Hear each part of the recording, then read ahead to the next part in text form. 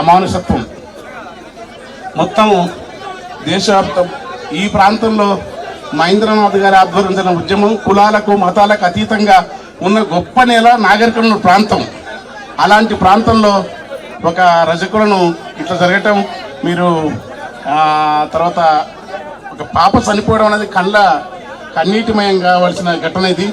అన్న హరి గౌరవనీయమైన మాజీ ఎమ్మెల్సీ అన్న హరి హరి హరిమోహన్ లక్ష్మారెడ్డి అన్న, సారీ అందరు నేను క్షమించాలి.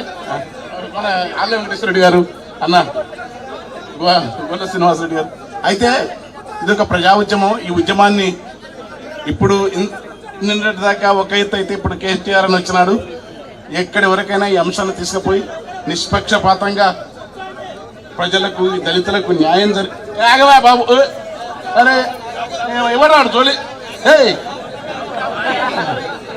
నీవు ఆగరా నాయన, చిన్న నేను ఈ ఊర్లోనే ఉంటున్నా, వాడు రాగండి. ఇలాంటి ఒకనాడు ఈ ఉద్యమాలకన్నిటి వేలాది మందిని కదిలించి ఈ ప్రాంతంలో నేను పనిచేసినాను. సాహిత్య సంస్కృతి రంగం ప్రధానంగాని ఇక్కడనే మనము ఛాయ తాగితే గ్లాసులు మైలబడి పోతాయంట, మనము మొక్కితే దేవుడు మైలబడిపోతాయంట, మనము గుళ్ళె కడుగు పెడితే గుడినే వెలివేస్తారంట. గాలి వీల్చి వదులుతున్నాము, గాలిని కూడా వెలిగేస్తారా? వెలిగే పొద్దున తిరుగుతున్నాము, పొద్దున కూడా వద్దంటారా? గాలికి గంగకు అంటని అంటూ మేము అంటుకుంటే మరి ఎట్లా ఉంటుందని కొట్టిన దెబ్బ ఇక్కడ నుంచి ఈ పాట పుట్టింది.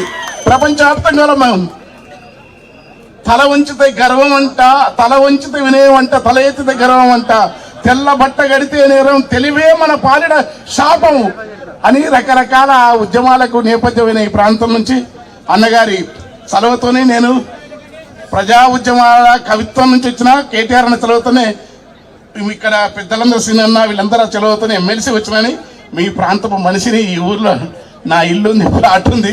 అయితే నేను చాలా కాలంగా రాలిన ఆరోగ్యం ఎక్కువ సహకరించిన కాళ్ళ నొప్పులతోని ఇక్కడ జరుగుతున్న ఈ ఉద్యమాన్ని ఇప్పుడు టైం పోవాలని మీరు ప్రశాంతంగా ఉండని కేటీఆర్ అని మాట్లాడతారు. వెంటనే నిందితులను అరెస్ట్ చేయండి. ధర్మం కాదది. ప్రభుత్వాలు ఉంటాయి పోతాయి, ప్రభుత్వాలు స్థిరం కాదు. ప్రజల యొక్క వేదనను, ప్రజల దుఃఖాన్ని, ప్రజల బాధను, ప్రజల యొక్క పడుతున్న తపనను ప్రజా ఉద్యమాలు ఇంతమందలాడుతూ ఉంటే నిమ్మకు నీరెత్తినట్టుగా ఉంటే అది ఈ ప్రభుత్వాల ఏదికలకు అది అనేక విధాల ప్రజల నుంచి వచ్చే మౌనమైన హెచ్చరిక కాదు, అది అలంకార భూషణం కాదు. ఉండటం వెంటనే స్పందించాలా. నిజమైన నేరస్తులు ఎవరు అరెస్ట్ చేయాలా. వెంటనే ఆ పాపకు కావలసిన మంచి అది ఎంత దారుణం జరిగిందో ఈ దారుణాలన్నీ జరగకూడదు. దేశవ్యాప్తంగా ఇలాంటి దారుణాలకు అనేక రూపాలను అనేక పద్ధతుల్లో పాదు జరుగుతూ ఉంది. అటు తెలుగు రాష్ట్రాల్లో ఉన్నాయి, మిగతా ప్రాంతాల్లో కానీ వీటన్నిటి వేదిక నుంచి ఇక్కడి నుంచి మొదలు కావాలా. ఒక మహోన్నతమైనది ఇక్కడ కులాల సమస్య కాదు, మానవ ప్రవృత్తిలోని ఆధిపత్యము, అధికారం, వెరిసిన బలోన్మత్తమైన అహంకార పూరిత స్వభావం ఈ దేశంలో తరతరాలున్న వ్యవస్థ. ఒక మనిషిని తక్కువ చూస్తే ఈ వ్యవస్థ కూకటి వెళ్ళతో ప్రకటించవన్న మహాసింహ అంబేద్కర్ ఆలోచన మేరకు ఒక మహోన్నతమైన మానవీయ సమాజాన్ని లేకుండా చేసే కుట్రలో భాగంగా జరిగే ఘటనలు ఖచ్చితంగా మనం సీరియస్ గా ఎదిరించాలా. దానికోసం పోరాడుతున్న వీళ్ళు అన్నయ్య పెద్ద ఆయన వచ్చినారు, ఇంకా ఆయన మాట్లాడలేక నేను ఇంకా మాట్లాడను. జై భీమ్, జై తెలంగాణ, థ్యాంక్ యూ.